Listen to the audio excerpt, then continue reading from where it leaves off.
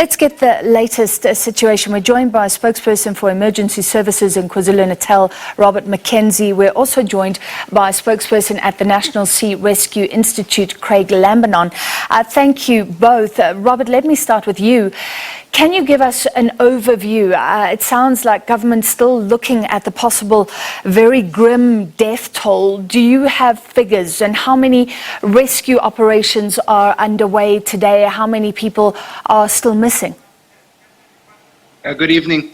In terms of figures, it's not confirmed as yet. It's not as simple just to say.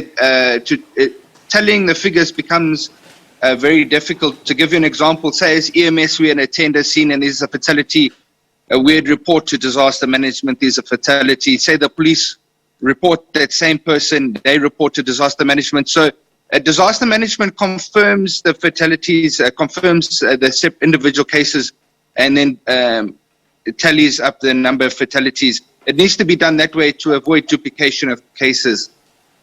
At this stage, I don't have exact figures. My colleagues at disaster management confirm and release those details. In terms of on the ground, there have been operations continuing today. From an ambulance and EMS perspective, not as many operations regarding the floodings. We've been attending to our typical kind of caseload with people calling for the ambulance. Remember, even though there's a big emergency like this on the go, it doesn't stop people getting sick. It doesn't stop people needing to be transferred from one hospital to another for a higher level of care. So there have been emergency operations on the go in terms of searching for victims that are still reported missing. But the number of cases that we've responded to for the floods have dropped drastically today. Of concern is that it's starting to rain in eThekwini again, which is a worry for us. Yeah, of course, heading into the weekend. Craig, the NSRI stations along the coast are helping. Just tell us about your involvement. Thank you. So condolences are conveyed to families who have lost loved ones in this tragedy. Our thoughts are with the families who have loved ones who are still missing. We are continuing to appeal to the public. Don't try to cross over flooded or swollen rivers, or flooded or swollen waterways. Don't try to drive over bridges that are under flood. Stay safe.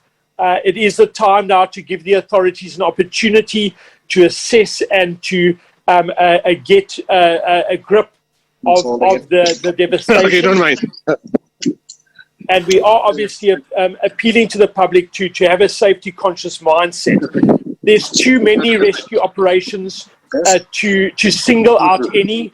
Literally thousands of people were rescued in a very short space of time, over 36 hours. There are still some rescue operations, search and rescue operations underway, and thousands of people were rescued in a short space of time, and hundreds of rescue operations took place in a very short space of time. The emergency services, the combined emergency services, can be commended, especially in that area that has been affected by this type of thing in the past. They are commended for the way they banded together in a way that they normally do. Yeah. And so it is very respectable, their response, even the communities themselves who came together to help each other.